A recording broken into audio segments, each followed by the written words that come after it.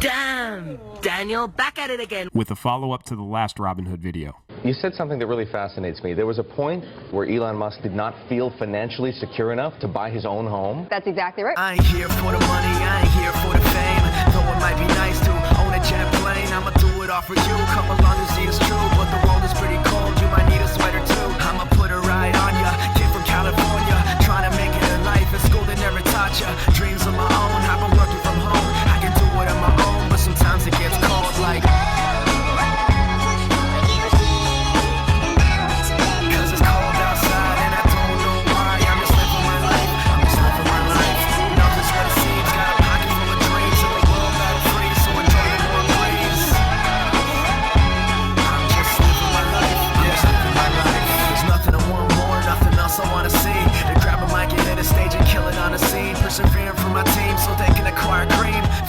Hey, what's up everyone? Thank you so much if you've made it this far to the video. I appreciate it. I know I put that clip at the end of yesterday's video, but I really liked it and I just wanted to show it again and hopefully you liked it too. So anyway, if you saw my video yesterday, you noticed that I took the most popular stocks on the Robinhood app and I compared the performance of the top stocks to the S&P over the last month. So whatever was owned the most, and in this case it was Aurora, followed by Ford, and then GE. And again, these are numbers of people on the Robinhood app that own these stocks. So I took all the top stocks and I compared the performance of those stocks to the S&P. And what I found was that an average of those stocks was 1.4%, positive 1.4%. And this data was a little bit confusing to me because I know that a lot of young people are on Robinhood and it's a very popular application.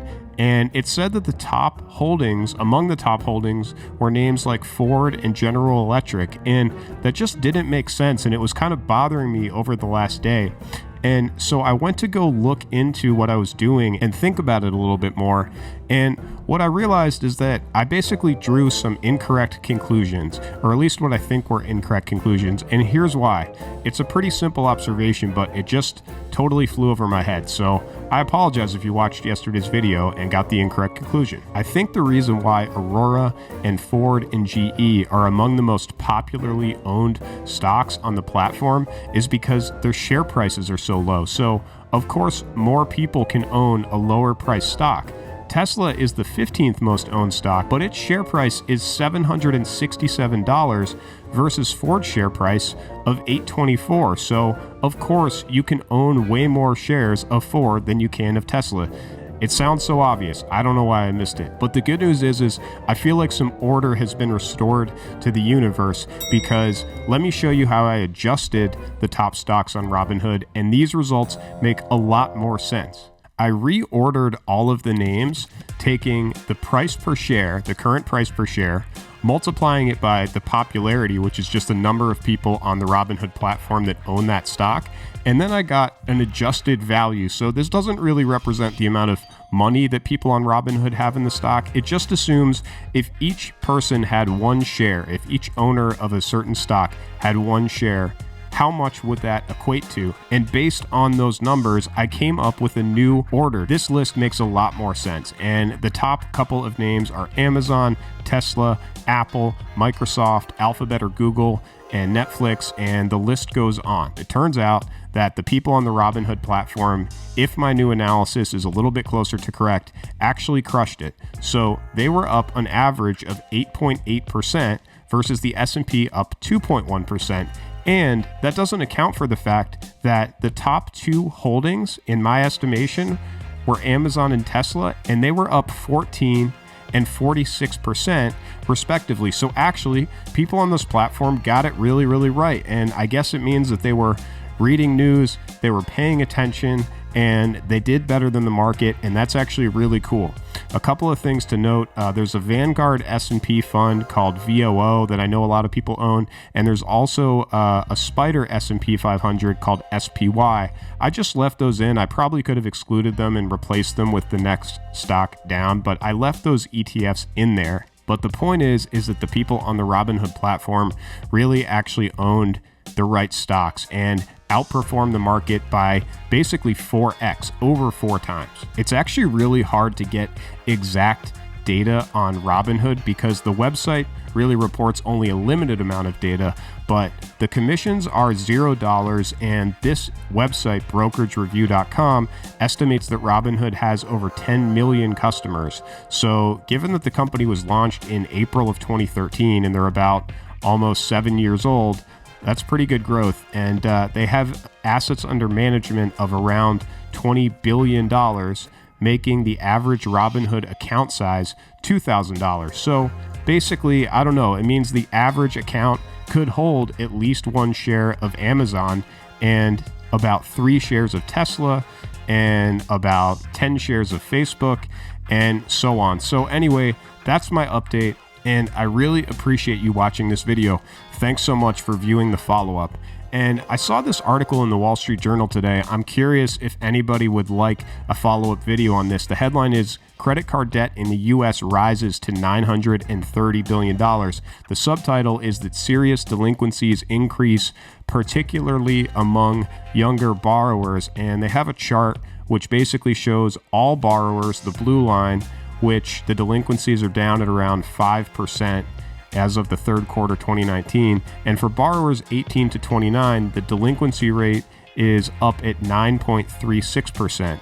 And this is the percentage of credit card balances whose payments are late by 90 days or longer.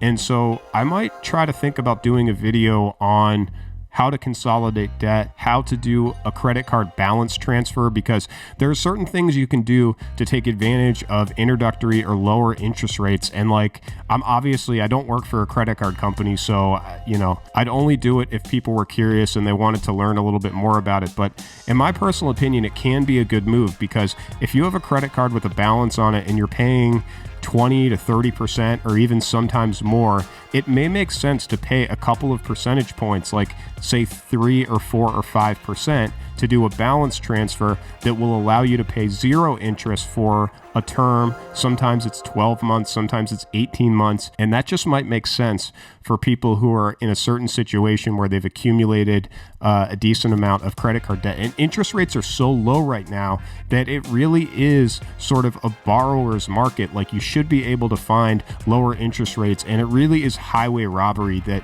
you get charged 20 to 30%. I mean, there's no other loan that really charges you that amount of interest. Like, mortgages are down at 3, 4, or 5%. And it's just kind of sad to see that this segment of the market has delinquencies that are creeping up, and they're probably paying interest rates that are way too high. And maybe if just more people knew that you could consolidate or transfer your balance into a lower interest rate product, I'm just thinking that it might help some people. But again, maybe people already have all the information they need on this and they don't care. I don't know. Let me know. Leave me a message in the comments. And this is a short video today, but thank you so much for watching it. I really appreciate it. But those Tesla shares sliding lower as we move through the day. They're down a little bit more than 10% right now. Somehow it's levitating, and I think it's Elon Musk is the greatest salesman in the world. He paints this vision of an unlimited future. I think they're doomed. I'm skeptical. Private enterprise will not ever lead a space frontier. Tesla's a sell, sell, sell. You don't want to own this stock. You don't want to lease it. Heck, you shouldn't even rent the darn thing. It's an overpriced car company, and they have to become a car manufacturer. And becoming a car manufacturer is a lot more difficult than becoming a high-tech darling. Nothing's working.